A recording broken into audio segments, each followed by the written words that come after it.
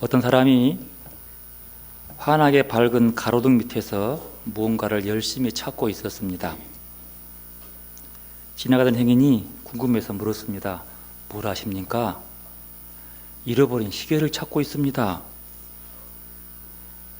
시계를 어디서 잃어버렸는데요?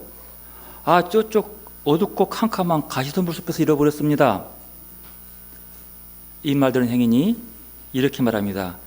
이 바보 같은 사람아, 잃어버린 곳에서 찾아야지 왜 엉뚱하게 찾냐고. 그랬더니 이 시계를 찾은 사람이 이렇게 말합니다. 이 바보 같은 사람아, 밝고 편한 가로등 밑에서도 못 찾는데 어떻게 저 깜깜하게 찾냐고 라고 큰 소리를 치더랍니다. 누가 바보입니까? 둘 다 바보라면 누가 바보겠습니까? 시계를 잃어버린 데서 찾는 행인이 바보겠습니까? 불편한 곳을 싫어서 환한 곳에 찾는 사람이 바보겠습니까? 어떤 사람은 엉뚱한 곳에서 복을 찾으려고 합니다. 사람들은 물질적 풍요와 사회적 안정에서 행복을 얻으려고 합니다. 그들은 물질이 풍요하고 풍요롭고 사회적으로 안정되면 밝고 편하니까 그곳이 행복이 있는 줄로 압니다. 그러나 어둡고 불편하더라도 시계를 잃어버린 곳에서 시계를 찾아야 하는 것처럼 찾기 힘들더라도 복이 있던 곳에서 복을 찾아야 합니다. 복이 없는 곳에는 행복을 찾을 수 없습니다. 복이 있는 곳에서야 복을 찾을 수 있지요. 여러분은 어디에서 복을 찾고 있습니까? 지난주 설날 새해 복 많이 받으십시오라고 인사 많이 하셨죠?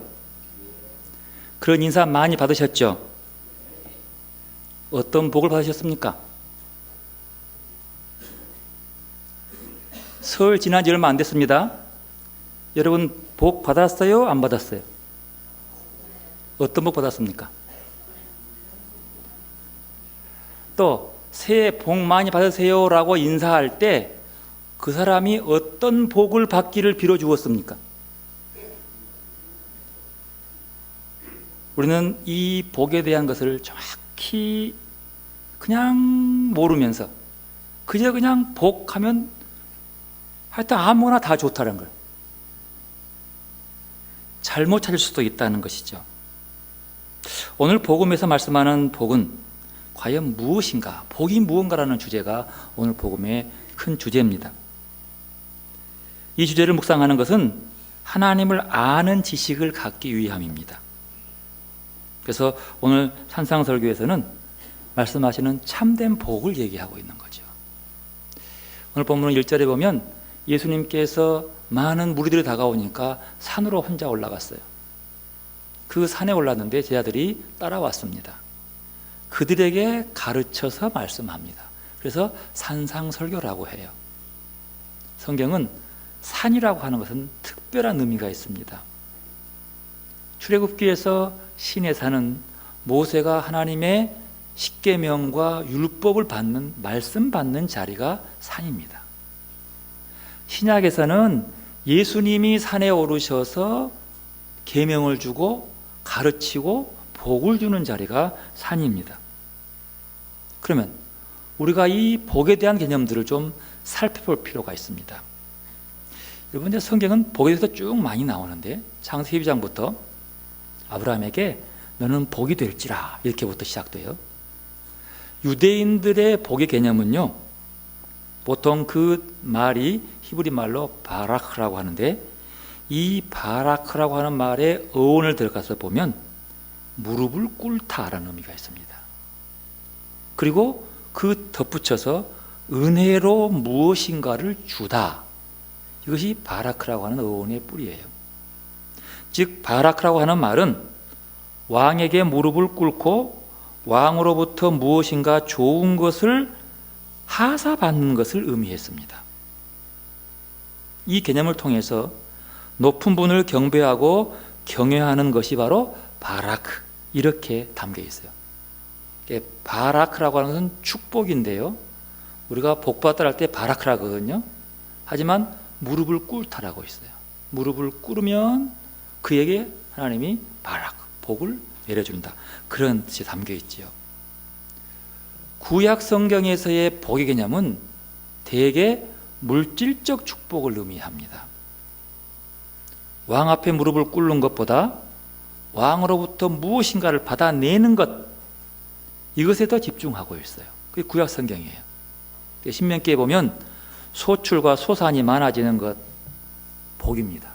오래 사는 것 복입니다. 자손이 많아지는 것 복입니다.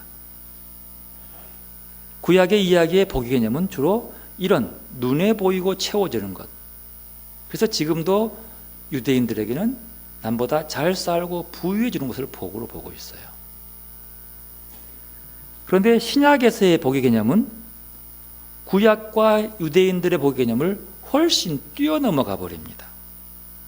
아니, 확 뒤집어 바꿔줘요. 신약에서도 복은 무언가 좋은 것을 받는 겁니다.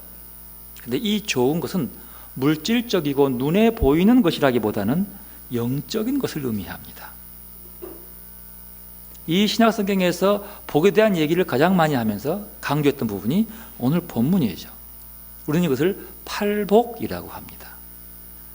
복을 2개만 받아도 좋은데 8개를 받는다는 거죠.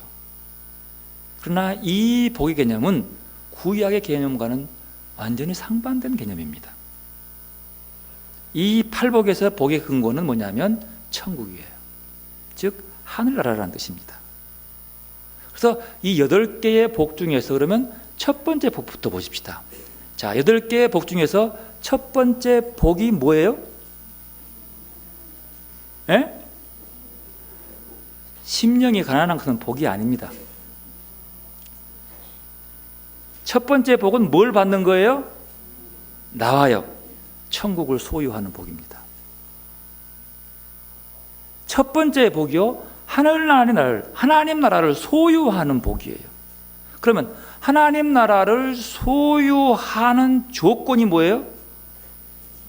그게 심령이 가난한 사람이에요. 자, 한번 물어볼게요. 여러분 마음이 가난하십니까? 안 가난해요? 그러면 천국은 여러분 거 아닙니다. 천국이 여러분 것입니까? 여러분은 천국을 소유하고 있습니까? 네. 여러분이 천국을 소유하고 있다면 여러분은 심령이 가난한 자입니다. 이 2개는 서로 떼놓을 수가 없어요. 마음이 가난한 자. 여기서 말하는 이 심령이라고 하는 이것은 헬라 말로 보니까 푸뉴마라가 되더라고요. 푸뉴마라고 하는 것은 영, 그런 것이에요. 영. 영이라고 할 때 푸뉴마를 씁니다. 그러면 이 말은 뭐냐면 영이 가난한 사람은 복이 있어요. 어떤 복이냐면 그 복이 천국을 소유하기 때문에 복인 거예요. 뭔가 소유해야 되거든요. 자, 그러면 다시 물어볼게요. 여러분 영이 가난합니까? 부유합니까? 부유함은 천국이 아니에요. 가난해야 되는 거예요. 그러면 조금 뭐가 문제가 있잖아요. 영이 가난한 사람, 마음이 가난한 사람. 여러분 여기서 영이 가난한 사람을 할 때 영이 가난하단 말이 뭐냐 그러면 영적으로 좀 부족하고 모자라고 신앙적으로 별 볼 일 없다는 것을 뜻하는 것이 아닙니다. 여기서 영이 가난한 사람이라면 하나님 앞에서 자신이 아무것도 아님을 인정하고 자기를 낮추는 사람을 영이 가난한 사람이라고 하는 거예요. 이것을 스바냐서에서는요 겸손한 사람이라고 얘기합니다. 스바냐서 2장 3절에 보면은요 여호와의 규례를 지키는 세상의 모든 겸손한 자들을, 모든 겸손한 사람들에게 이렇게 말합니다. 여호와를 찾으며 공의와 겸손을 구하라고.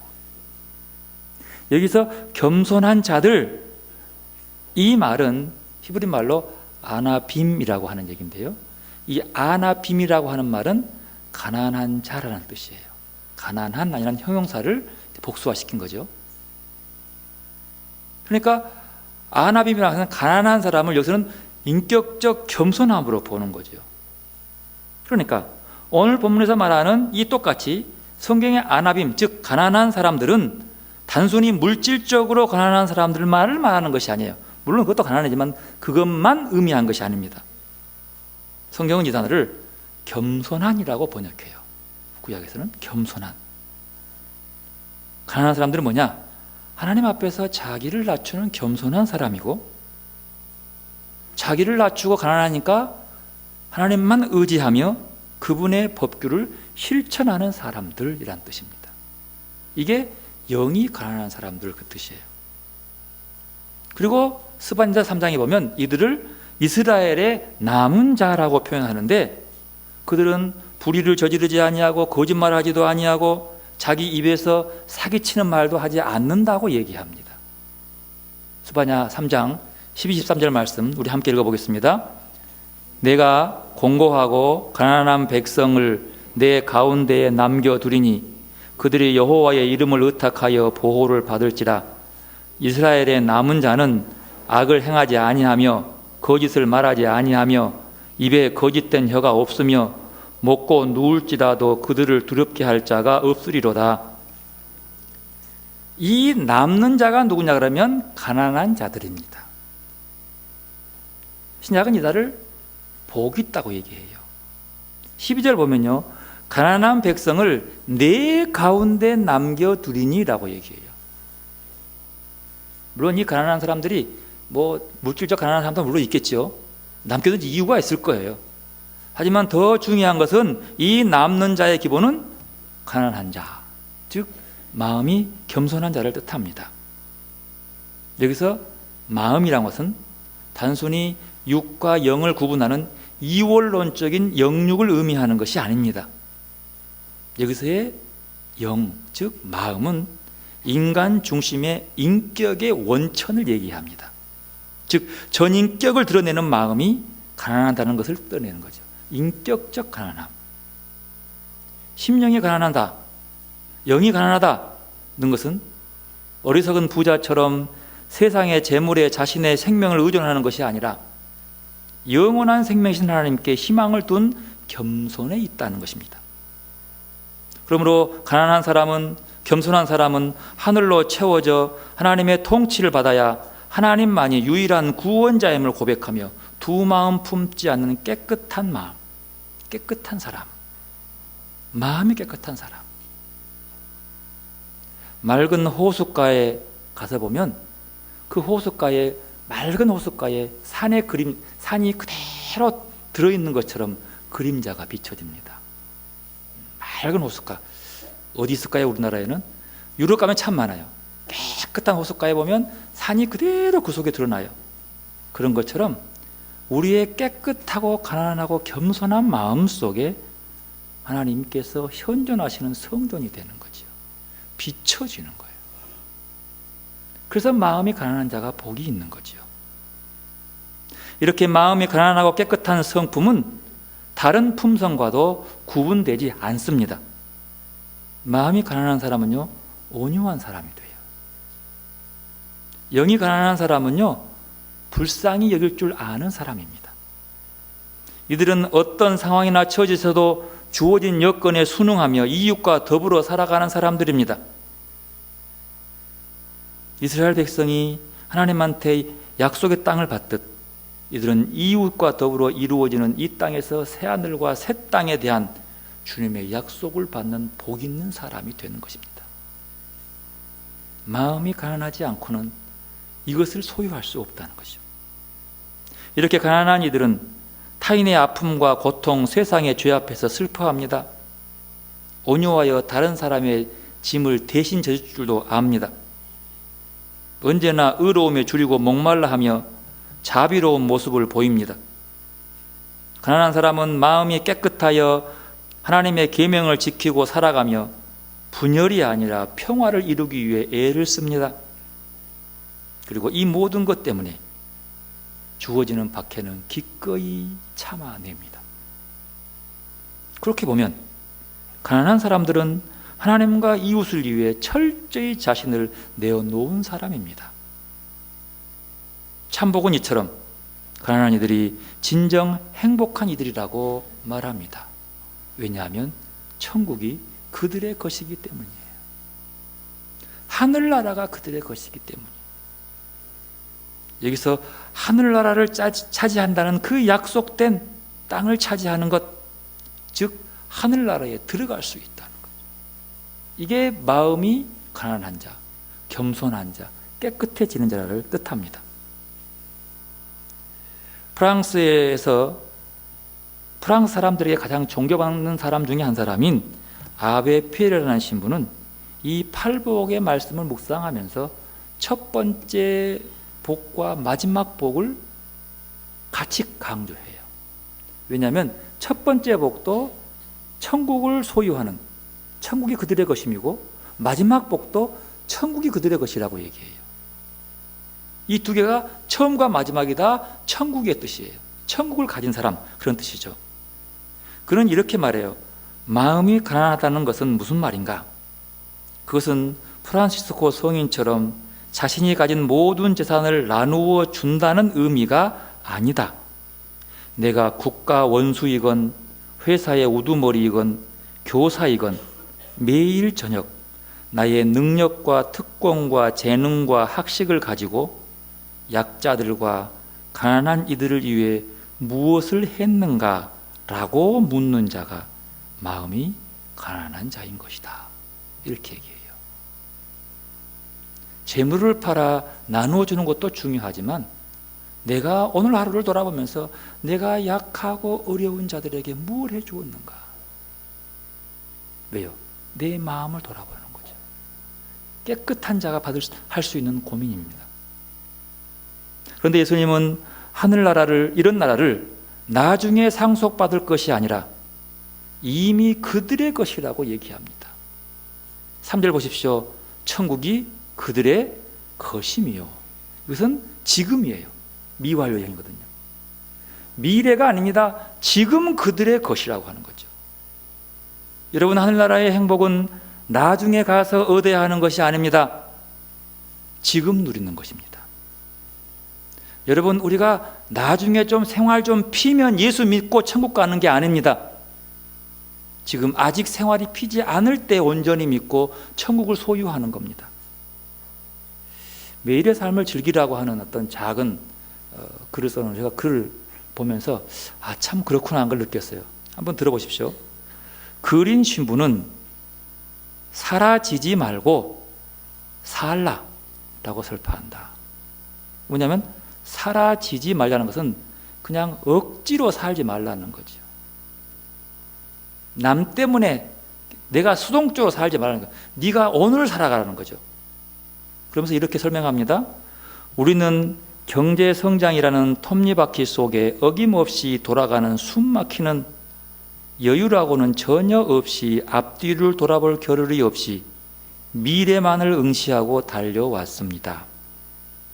지금 이 순간 여기의 삶이 의미를 상실해 가면서 지금 이 순간 여기에 현재가 실종된 삶을 살다 보니 과거도 현재도 무시되어 버리고 오로지 미래의 신기루를 좇는 허황된 꿈에 속아서 현대인은 자아를 상실해 버렸습니다. 이렇게 얘기해요. 그러면서 이렇게 앞에 덧붙입니다. 빨리빨리 철학은, 여러분 이게 우리나라 철학이에요. 우리나라 철학은 빨리빨리 철학이에요. 이렇게 말합니다. 빨리빨리 철학은 우리에게 지금 이 순간은 필요 없다. 오직 다가올 미래만이 중요하다라고 말한다는 거예요. 그래서 결국 우리는 단 한순간도 제대로 살지 못하며 시간만 죽이고 있다. 그러나 지금이 바로 영원이므로 현재를 인식하며 살라고 말합니다. 그린 신부는 우리에게 삶의 속도를 줄이고 모든 것이 무르익을 때까지 기다리라 라고 얘기합니다. 여러분, 이건 굉장히 중요한 얘기예요. 예수님이 이 땅에 오신 이유는 하늘나라를 이 땅에서 이루어주기 위한 거예요. 완전하지는 않지만 예수 그리스도를 알고 믿는 사람은 세상의 모든 욕심을 비우고 가난한 자가 되고 하늘로 채우는 사람들입니다. 그러므로 여러분, 오늘 속에서, 오늘 앞에서 천국을 맛보는 여러분들이 되시기를 바랍니다. 오늘이 중요해요. 내일 맛보기 위해서 오늘의 시간을 죽이지 마십시오. 오늘의 행복은 오늘로 족하는 거예요. 고통과 힘듦 속에서도 오늘 주님과 함께 행복한 거예요. 이게 중요해요. 오늘이요. 이 오늘이 영원한 천국을 이어가고 있는 거죠. 영원한 천국을 이어가는 거죠. 여러분, 이게 신앙입니다. 이 땅의 시각으로 볼 때는 애통하고 박해받아 고통 속에 사는 듯 보이지만 실은 그들이야말로, 가난한 자들이야말로 진정한 복 있는 사람들입니다. 왜요? 천국이 그들의 것이기 때문입니다. 하늘나라가 그들의 것이기 때문입니다. 여러분, 지금 하늘나라가 내 것이 되어 있는지, 천국이 내 것인지, 내가 소유한 복인지 점검해 보시기를 바랍니다. 예수님 말합니다. 회개하라고. 천국을 소유하기 위해서는 회개해야 합니다. 여러분, 예수님 말하는 회개는요, 가난한 사람이 되라는 거예요. 뭐가? 영으로 가난한 사람이 되라. 영적으로 가난해야 하나님으로 채워주는 하늘나라의 백성이 될 수 있다는 사실입니다. 그 사람은 자신을 낮추고 하나님께 순종하고, 그 가난한 사람은 타인의 아픔과 고통을 슬퍼하며 온유하여 타인의 짐을 대신 짊어지는 것이 바로 회개라고 하는 것. 의로움에 목말라 하며 자비로운 사람으로 살고 깨끗한 마음으로 하나님의 계명을 지키며 평화를 이루는 것이 회개입니다. 그리고 이 때문에 생겨난 십자가는 기꺼이 짊어지고 참아내는 것이 회개라고 하는 거예요. 그래야 천국이 그들의 것이에요. 제일 중요한 것이 가난함입니다. 두 번째 복은 무슨 복입니까? 5장 4절 무슨 복이죠? 위로를 받을 복입니다. 여러분, 위로받아 보셨습니까? 애통하는 자는 복이 있나니 위로를 받을 것이며. 물어볼게요. 누가 위로를 받습니까? 누가 위로를 받아요? 슬퍼한 사람이 위로를 받습니다. 그러면 이 슬픔, 애통하는 사람이 위로를 받는 거예요. 누구의 위로를 받아요? 하나님께 위로를 받아요. 여러분, 하나님 앞에서 애통해 보셨습니까? 여기서 애통이라고 하는 말은 여러 가지로 분명히 볼 수 있지만, 여러분, 혹여라도 나의 삶과 신앙 상태를 바라보면서 내 자신에게 속상해 본 적이 있습니까? 내 영혼의 상태가 하도 남루하고 가증스러워서 애통해하며 울어본 적이 있습니까? 이런 것이 바로 애통하는 마음입니다. 주님과의 관계에서의 애통이라는 것은 바로 이 애통하는 그 마음이 바로 영이 가난한 자들이에요. 그런 하나님이 위로해 주시는 거죠. 틀림없습니다. 하나님 앞에 가슴을 치며 나 같은 죄인이라고 애통하다고 가슴을 치는 그에게 하나님은 분명히 위로해 주십니다. 영성훈련 하다 보면은요, 잘 안 돼요. 한 3, 4년쯤 지나면 나눔하다 보면 들어본 얘기는 뭐냐면 자기의 신앙이 참 한심스럽다는 사실을 얘기해요. 내가 지금까지 이것이 신앙이라고 해왔는데 전부 자기 욕심이었고 내 속에 있는 것들을 깊이 들여다보는, 이건 한 3, 4년 지나게 나오더라고요. 그리고 그대로 또 한 3년 이상 지나가요. 그러면 그 속에서 계속 자기 속에 있는 어떤 것들을 자꾸 끄집어내면서 그 남루한 자기의 신앙에 대한 부분들을 분석하기 시작해요. 알기 시작해요. 그리고 그 얘기를 합니다. 쉽게 말 못해요. 이렇게 부끄러웠다, 내 신앙의 모습은.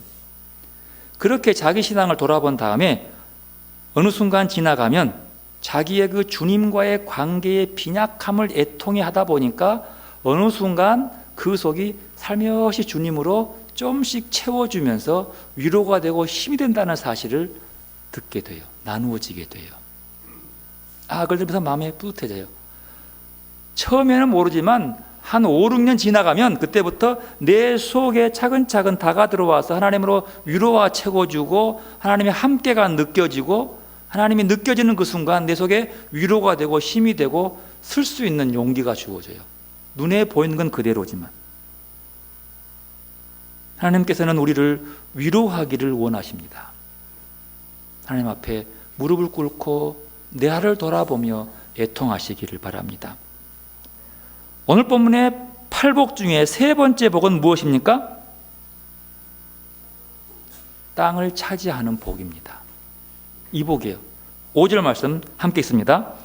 온유한 자는 복이 있나니 그들이 땅을 기업으로 받을 것이며. 이건 조금 말이, 어떻게 온유한 사람이 땅을 기업으로 받습니까? 여러 가지로 좀 어렵죠. 여러분, 땅을 받는 이유는 뭐예요? 땅에다가 곡식을 심어서 풍성히 거둬들이는 것이 목적이에요. 땅을 받는다는 것은 그 땅으로부터 오는 열매를 얻는다는 뜻이에요. 그러면 온유한 사람이 무슨 땅을 받는 걸까? 농부도 아닌데. 이렇게 볼 수 있어요. 그래서 이걸 저도 고민했는데 어느 분이 참 적절한 비유를 했더라고요. 선교사들에게 나가가지고요, 땅의 문제는 신중하답니다. 선교지에 가면 선교하는 그 땅을 먼저 딱 봐야 되거든요.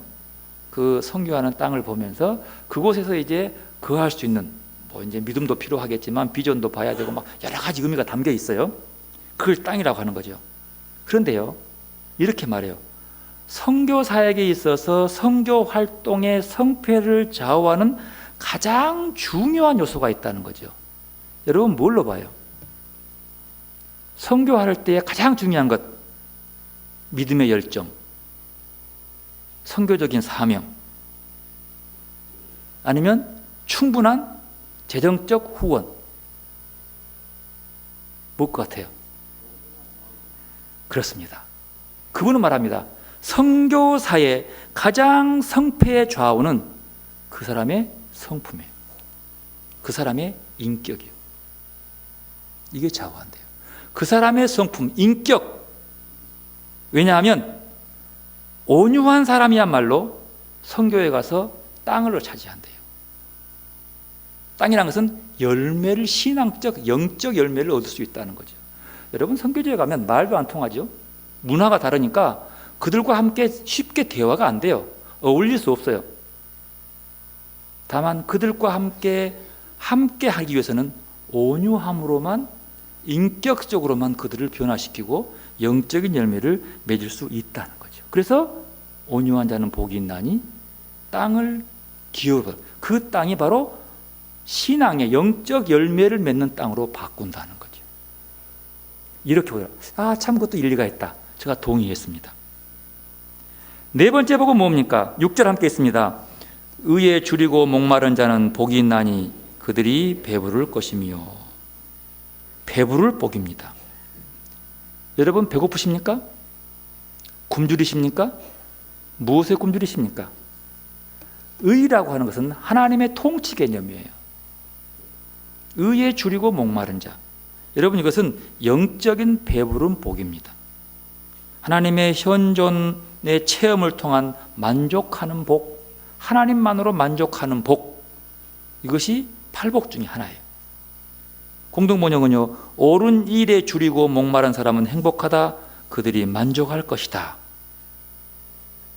목마른 사람들이란 영적으로 갈급한 사람들, 하나님을 찾아서 애타게 찾는 갈급한 심령, 그들에게 하나님이 차가울 거라. 여러분, 내 마음속 깊은 곳에서 하나님을 찾아보시기 바랍니다. 배고픈 영을 풍성하게 채워 주실 것입니다. 다섯 번째 복은 7절입니다. 함께 있습니다. 긍휼히 여기는 자는 복이 있나니 그들이 긍휼히 여김을 받을 것이며. 맞습니다. 긍휼은 불쌍히 여기심, 그 다음에 자비심 같은 말입니다. 그리고 다섯 번째 복은 긍휼히 여김을 받는 복이에요. 이 말의 비유를 하면 이런 것입니다. 딸이 커가지고 시집을 갔어요. 그래서 꼭 지 같은 애를 낳았어요. 그러면 뭐라고 그래요? 내가 내 같은 애를 낳아놓고 보니까 우리 엄마가 얼마나 힘들었을까 알겠다는 거예요. 내가 이 나 같은 자식 낳아가지고 그렇게 가슴 졸이고 불쌍히 여기고 긍휼히 여기는 마음으로 그를 돌보는 거 보니까 우리 엄마가 나를 얼마나 불쌍히 여기고 긍휼히 여기면서 사랑해 줬는지를 알겠다는 거예요. 바로 그런 것처럼 내가 이웃에게 긍휼을 베풀어 보니까 하나님이 나를 얼마나 불쌍히 여기고 긍휼히 여기는지를 안다는 뜻이에요. 그게 복이요. 그러니까 내가 누군가를 불쌍히 여기고 긍휼히 여기고 자비를 베풀어 준다고 하는 것은 그 속에서 하나님이 나에게 그보다 더 크게 베풀어 줬다는 그런 뜻으로 다가온다는 그런 긍휼이. 그래서 긍휼히 여긴 자는 복이 있어요. 왜요? 그가 하나님이 그를 얼마나 긍휼히 여기는 것들을 알 수 있기 때문인 거예요. 이것이 천국에서 받는 새로운 복의 모습입니다. 여섯 번째 복은 뭡니까? 8절 함께 했습니다. 마음이 청결한 자는 복이 있나니 그들이 하나님을 볼 것이요. 누가 하나님을 봅니까? 마음이 청결한 자. 우리는 보통 하나님 보기를 원한다고 하나님 좀 보여달라고 얘기를 합니다. 하지만 조심하십시오.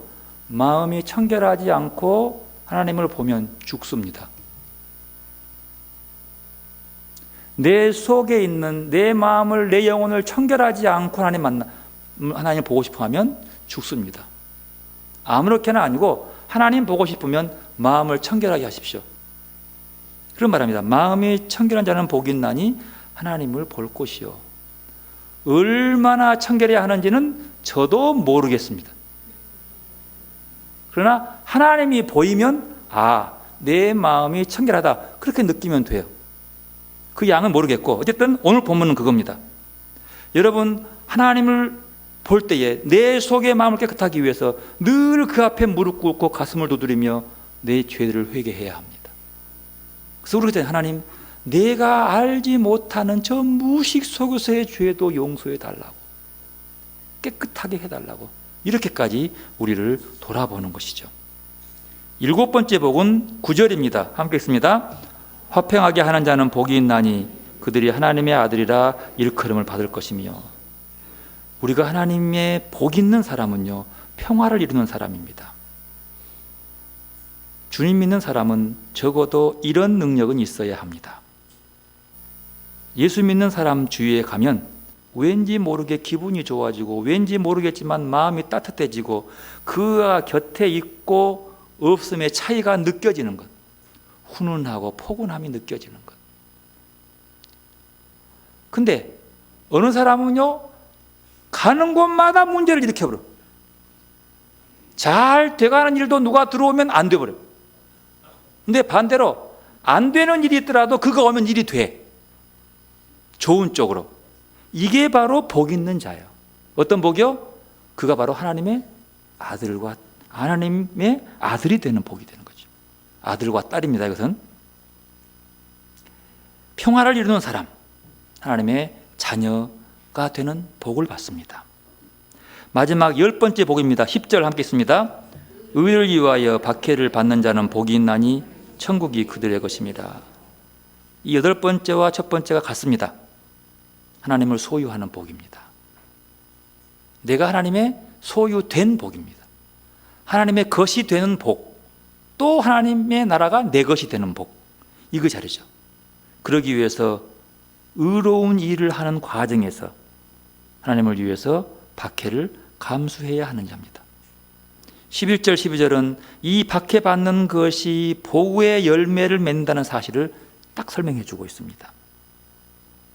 그리스도인은 자신이 원하는 복을 추구하는 사람이 아닙니다. 그리스도인은 하나님이 되라고 하시는 그 사람이 되어 존재적 충만함으로 사는 사람이 그리스도인입니다. 오늘 예수님께서 말씀하신 참된 복은 우리가 바라고 구상하는 것이 아니라 하나님께서 우리를 위하여 바라시는 복입니다. 예수님은 부서진 세상, 돈과 소유와 탐욕이 지배하는 세상, 거짓과 사기가 횡행하고 외형을 중요하게 생각하는 세상, 폭력이 난무하고 편견과 죽임의 문화가 판치는 세상, 계층 간의 이기심이 사람들을 갈라놓고 배척하는 세상을 새롭게 만들기 위해서 이 땅에 오셨습니다. 우리는 쉽게 얻을 수 있는 복에 만족하지 말아야 합니다. 진정한 복은, 우리의 갈망은 오직 하나님이 채워줄 수 있기 때문입니다. 그렇다고 해서 예수님은 우리에게 무소유의 삶이 복 있다고 말씀하는 것이 아닙니다. 소유로부터 자유로운 사람이 복이 있다는 뜻입니다. 소유에 얽매이지 않는 사람. 여러분, 탈무드에 이런 말이 있어요. 세상에서 가장 지혜로운 사람은 배우는 사람이고, 세상에서 가장 행복한 사람은, 세상에서 가장 복 있는 사람은 감사하는 사람이다. 탈무드 얘기요. 자, 물어볼게요. 그러면 세상에서 복이 없는 사람은 어떤 사람이에요? 어떤 사람이에요? 감사하지 않는 사람이요. 언제요? 지금 여기서. 복은요, 무엇을 소유했느냐, 어떤 위치에 있느냐에 따라 결정되는 것이 아니라 내 가진 것에 얼마나 감사하며 나누며 사느냐에 달려 있다는 사실입니다. 여러분, 오늘 감사하는 사람들이 되시기를 바랍니다. 감사의 복을 누리시기를 바랍니다. 오늘을 감사하지 못하면 내일의 감사는 없어요. 왜요? 내가 오늘 죽을 수도 있거든요. 오늘 내가 천국을 이 땅에서 누리지 못하면 내일 누릴 수 있다는 보장이 없어요. 하루하루 오늘에 즐거워하시기 바랍니다. 새로 짓는 아파트만 부러워하지 말고 지금 헌 아파트에서 행복해하고 복 있다고 감사하시기 바랍니다. 그래야 되는 거예요. 자꾸 새 것만 짓다 보니까 새 것만 좋게 보여요. 물론 좋아요. 하지만 그 새 아파트가 늘 행복한 것은 아닙니다. 오늘에 감사하십시오. 우리가 감사의 삶을 통해서 행복해지지 못한 이유는 이기심적인 욕심과 타인과의 상대적 비교 때문이라고 말합니다. 어느 날 영국에 콩글톤이라고 하는 콩글톤 경이네요. 그런 분이 부엌에서 하녀가 중얼거리는 말을 들었어요. 하녀 말이, 오 하나님, 나에게 5파운드만 주면 참 행복하겠습니다. 이렇게 하고 있는 거예요. 그 얘기를 이제 주인 이 경이 들은 거예요. 그래서 돌아가가지고 자기에게 있는 5파운드를 갖다가 들어가서 줬어요. 이 하녀가 얼마나 행복해하면서 5파운드 갖다가 너무너무 행복해하는 거죠.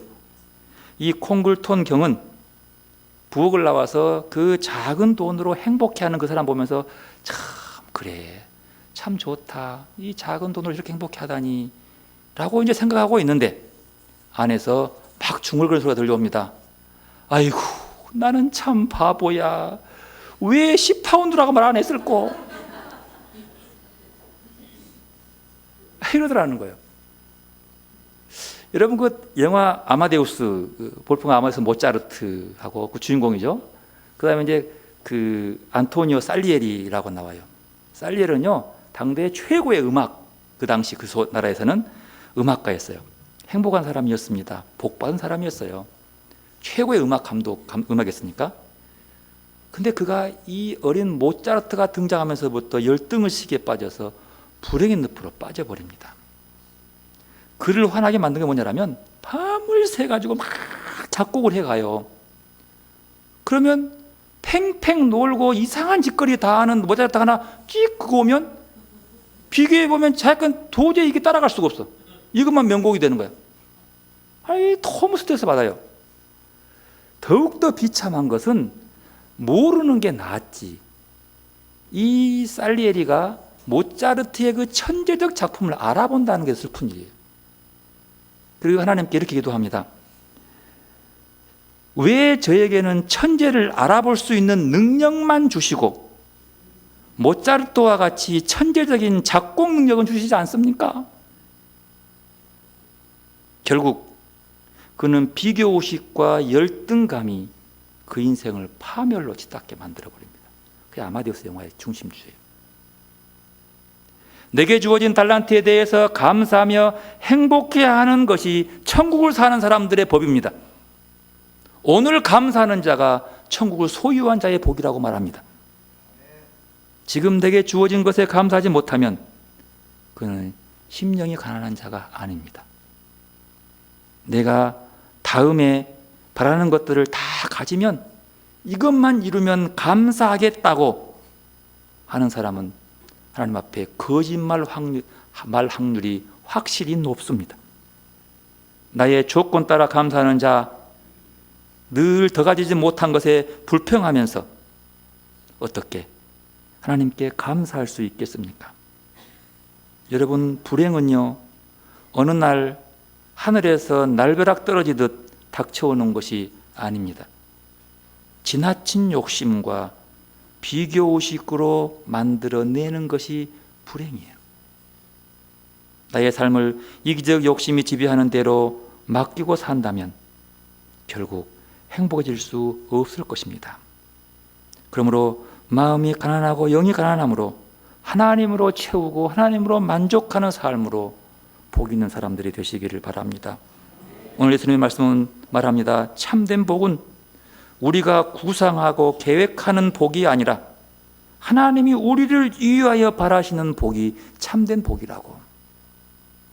하나님을 아는 지식으로 복을 누리고 이 복이 여러분이 천국을 소유하는 복들로 살아가는 성도들이 되시기를 바랍니다. 기도로 나가겠습니다. 우리에게 복을 오신